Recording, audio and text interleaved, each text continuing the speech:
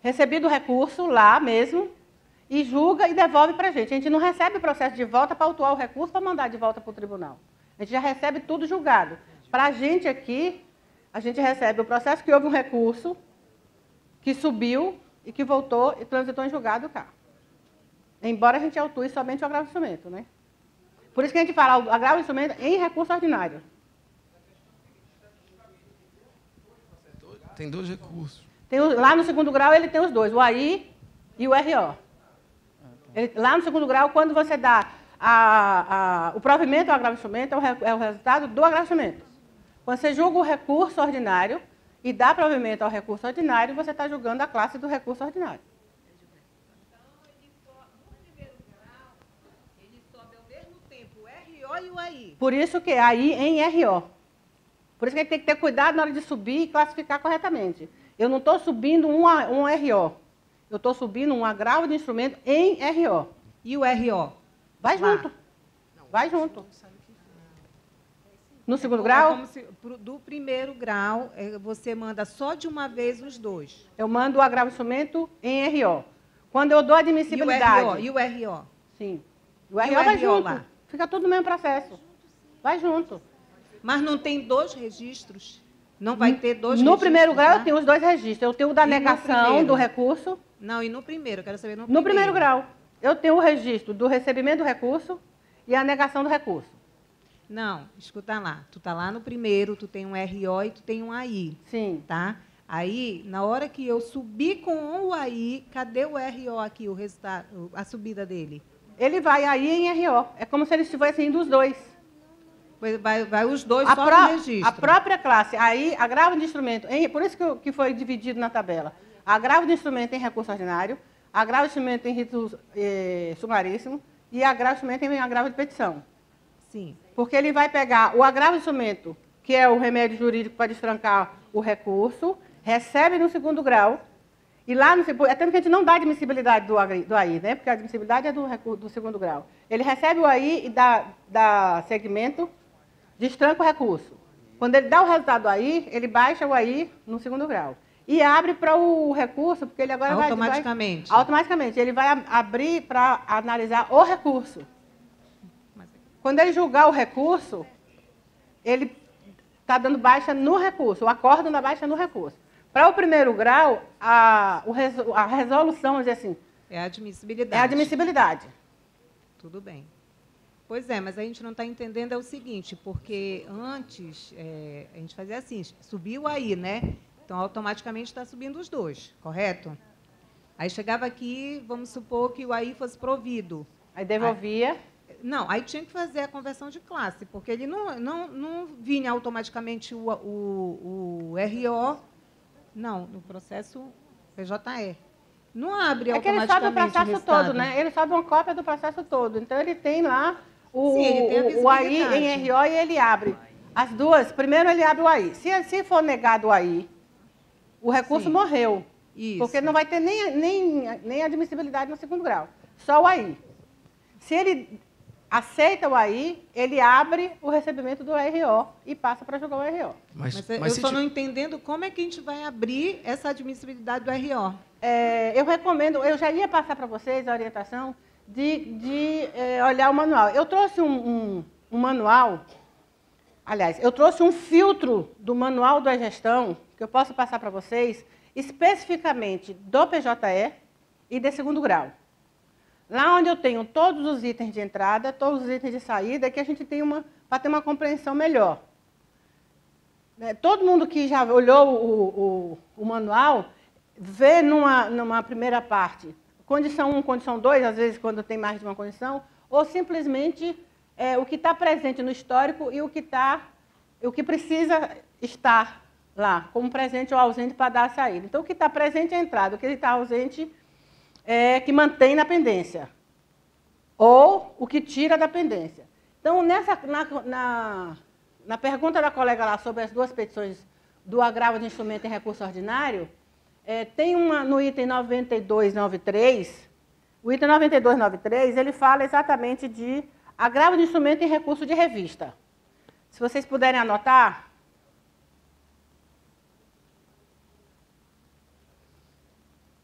Aqui, ó, o item 92, 267, deixa eu ver onde é que eu boto essa bolinha aqui. É aqui.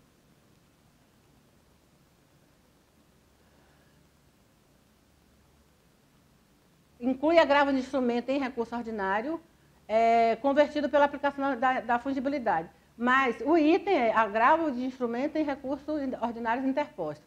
E aqui tem o que coloca ele no item e o que tira do item. E mais na frente tem uma informação, uma orientação sobre como se dá o processo. Neste item serão informados a IRO protocolado, sendo computada uma entrada a cada petição assinada. Quando a petição for protocolada como sendo um tipo diferente e recebida como a IRO, o usuário deverá registrar o movimento 50088, que é o de alterado, e para entrar no movimento antes do registro de movimento previsto no 295 e 296, que é o motivo da remessa. Aquela pergunta que você fez, altera o tipo para depois autuar. Como é seu nome? Edilberto. Altera o tipo para depois autuar, e não altera a classe para depois autuar. Então, eu recomendo a leitura, eu vou deixar esse material, porque ele está específico, filtrado só para o PJE. Porque o do legado vocês não têm dificuldade, né? Ou tem? Hã? Então, uma outra recomendação que eu trouxe para vocês, que não talvez seja até malhar em ferro frio, porque vocês também já conhecem, é que a gente nunca deixe de vez em quando dar uma olhada nas tabelas processuais unificadas. Você pode dizer assim, mas para que eu vou olhar essa tabela? Duas coisas. Primeiro, para me familiarizar com os movimentos das tabelas unificadas e saber qual é o efeito deles. Por quando usa, por que usa e qual vai ser o efeito dele. Segundo, porque sempre está tendo atualização das tabelas. Então, agora com a novo CPC, foram criadas novas classes, foram excluídas algumas classes, foram criados alguns assuntos, foram inativados outros assuntos e foram criados movimentos, estão sendo criados outros movimentos e seus respectivos complementos. Então, uma recomendação que eu faço é de vocês analisarem, olharem, o tempo é corrido, é muito trabalho, mas se a gente parar para dar uma olhadinha nesses informativos que a gente tem, consideravelmente vai ajudar o trabalho da gente também. A gente vai ficar mais amigo dele, né? Todo mundo fala assim, mas é muito difícil entender essa tabela. Não, não é tão difícil entender a tabela. A gente só precisa parar e olhar ela com cuidadinho e saber. Só uma dica assim, para vocês entenderem. Por exemplo, na questão do que é despacho, decisão e julgamento. Tudo que tiver na tabela, obedecendo a uma coluna, como tipo pai, 3, número 3, é decisão. Para você identificar lá na tabela de movimento. Tudo que eu tenho lá, como código pai, 5 minutos, obrigado. Só é o tempo que eu tenho aqui. Ó. Tá dando para enxergar aí? Não, né?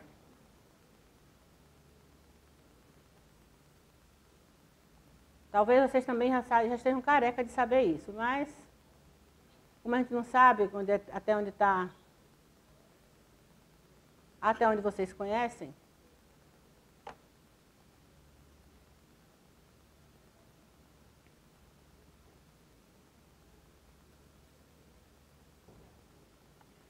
primeiro nível 1, magistrado.